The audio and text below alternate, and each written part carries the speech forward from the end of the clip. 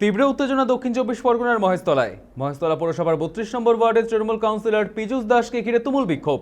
কাউন্সিলরকে বাটা sports ক্লাবে ডেকে হিসাবপত্র নিয়ে জবাবদিহি চাওয়া হয়। ক্লাবে পৌঁছতেই তাকে ঘিরে বিক্ষোভ দেখায় ক্লাব সদস্য, স্থানীয়দের একাংশ এবং বিজেপি কর্মী সমর্থকেরা। কাউন্সিলরকে উদ্দেশ্য করে চোর চোর স্লোগানের পাশাপাশি ডিমও ছোড়া হয়। এরপর পরিস্থিতি দ্রুত উত্তপ্ত হয়ে ওঠে। অপরদিকে ধস্তাধস্তির মধ্যে মাথায় আঘাত পান পীযূষ দাস। পরে তিনি মহেশতলা থানায় লিখিত অভিযোগ দায়ের করেন। এমনকি চিকিৎসার জন্য তাকে হাসপাতালে নিয়ে যাওয়া হয়। অভিযোগের ভিত্তিতে এই ঘটনা তদন্ত শুরু করেছে পুলিশ। ক্লাবের আর্থিক হিসাব সংক্রান্ত অভিযোগকে কেন্দ্র করে এলাকা জুড়ে বিতর্কের সৃষ্টি হয়েছে।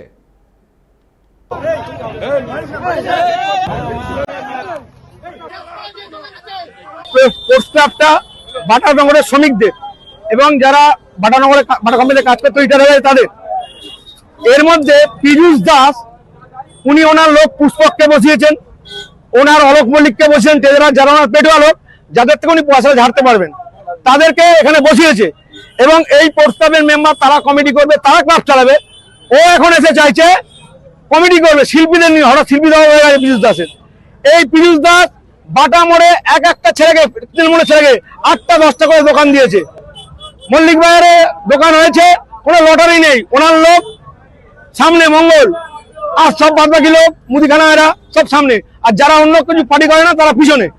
এবং পীযূষ দাস বাটা কোম্পানিতে মানে শিওর চাকরি তাকে দেয়নি, অন্য লোকের থেকে টাকা নিয়ে তাকে চাকরি দিয়েছে পীযূষ দাস। বাটানগরের যত 2 নম্বরই, তার মধ্যে সব থেকে বড় ক্রিমিনাল হচ্ছে পীযূষ দাস। এবং এর সাগরেদ হচ্ছে স্বপন দস্তিদার, অলোক মল্লিক, বাবু। এরা পীযূষ দাসের টাকা পয়সা কন্ট্রোল করতো। আজকে উনি এসছেন ক্লাবটা দখল করতে। কোথায় ছিলেন? কেন ক্লাবের লোকেরা কমিটি করবে না? কেন কেন কেন ক্লাবের হিসাব দেবেন না? কেন টাওয়ার হিসাব দেবেন?